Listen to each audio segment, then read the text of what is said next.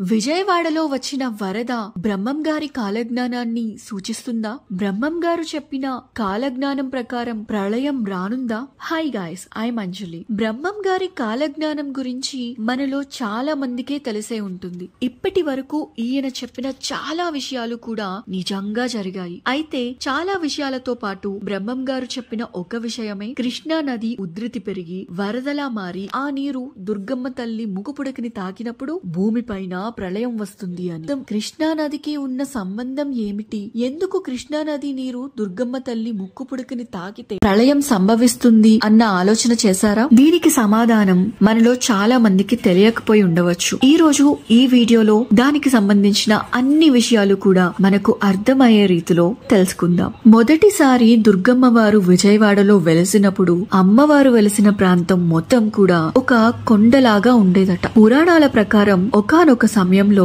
బ్రహ్మదేవుడు శివుడు విష్ణువులకి తపస్సు చేయగా శివుడు ఒక చోట అలాగే విష్ణువు మరో చోట ప్రత్యక్షమయ్యి బ్రహ్మదేవుడికి దర్శనమిచ్చారట. అలా వారు ఆ రోజు ప్రత్యక్షం అయిన ఒక్కో చోట నుండి ఒక్కో నది పుట్టుకొచ్చి ప్రవహించడం మొదలైంది. అందులో ఒకటే కృష్ణ, మరొకటి వేణి. ఈ రెండు నదులు ప్రవహిస్తూ ఒక చోట కృష్ణవేణి నదిగా ఏకమయ్యి ప్రవహించాయట. అలా ఏకమయ్యి ప్రవహిస్తూ వెళుతున్న కృష్ణవేణి నది ప్రవాహానికి దుర్గమ్మ తల్లి వెలసిన కొండ అడ్డుగా వచ్చింది. కానీ అప్పటికే ఉధృతంగా ప్రవహిస్తున్న కృష్ణవేణి నది ప్రవాహం కొండని బలంగా ఢీకొనటంతో అందులోని అల ఒకటి ఎగసి దుర్గమ్మ తల్లి ముక్కు పొడకని తాకబోయిందట. అప్పుడే సాక్షాత్తు దుర్గమ్మ తల్లి మాట్లాడుతూ, ఇది సమయం కాదు, ఎప్పుడైతే ప్రళయ సమయం చేరువవుతుందో అప్పుడే నువ్వు నా ముక్కు పుడకని తాకవచ్చు. అదే యుగాంతానికి సంకేతం.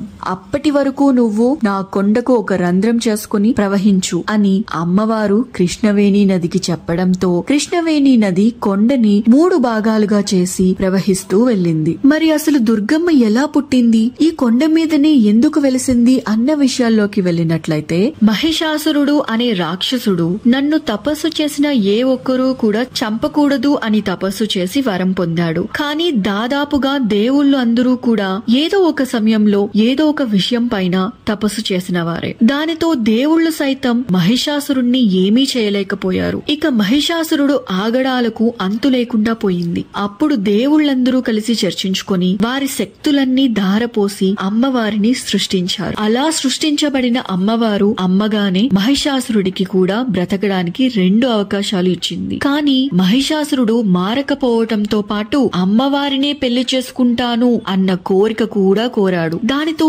ఆగ్రహించిన అమ్మవారు మహిషాసురుని అంతం చేసింది. ఆ తరువాత భూమిపైన ప్రజలను కాపాడడానికి ఇక్కడే ఉండమని కోరుకున్న దేవుళ్ల కోరిక మేరకు అలాగే కలుగు అనే అమ్మవారి భక్తుడికి అమ్మవారు ఇచ్చిన వరం మేరకు ఇంద్రకీలాద్రి గుట్ట మీద భయంకర రూపంతో అమ్మవారు వెలిసింది. అలా వెలసిన అమ్మవారికి మాధవవర్మ రాజుగా ఉన్న సమయంలో పరమ భక్తుడిగా ఉన్నాడు. ఒక రోజు ఆ రాజు కలలో మాధవవర్మ అమ్మవారికి గుడి కట్టించాడు.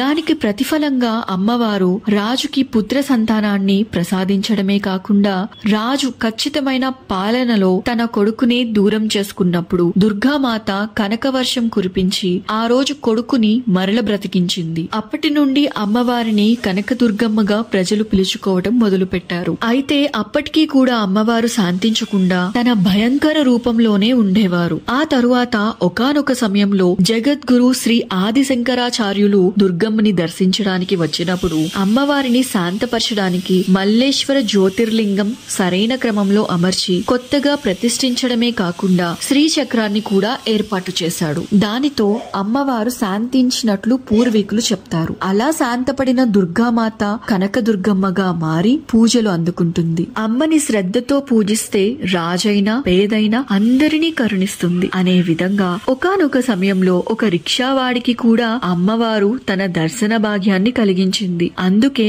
కనకదుర్గమ్మని ఎంతో మంది అమ్మవారిగా గౌరవించి పూజిస్తారు. ఇక వరదల విషయం వస్తే ఇప్పటి వరకు 2 సార్లకి పైగా ఈ వరదలు వచ్చినప్పటికీ దుర్గమ్మ ముక్కు పొడకని ఇప్పటి వరకు అవి చేరుకోలేకపోయాయి. ఒకవేళ 100,000 కనుక చేరుకుంటే అదే యుగాంతం అవుతుంది అని బ్రహ్మం గారి కాలజ్ఞానం అలాగే పురాణాలు కూడా తెలియజేస్తున్నాయి. మరి ఈ విషయంలో ఎంతవరకు నిజం ఉంది అని మీరు అనుకుంటున్నారో కింద కామెంట్ సెక్షన్ లో తెలియజేయండి. ఈ వీడియో మీకు నచ్చినట్లయితే వీడియోని లైక్ చేయండి. మరిన్ని ఇలాంటి ఇంట్రెస్టింగ్ వీడియోలను చూడటానికి మా ఛానల్ ని సబ్స్క్రైబ్ చేయడం మాత్రం మర్చిపోకండి. Thanks for watching.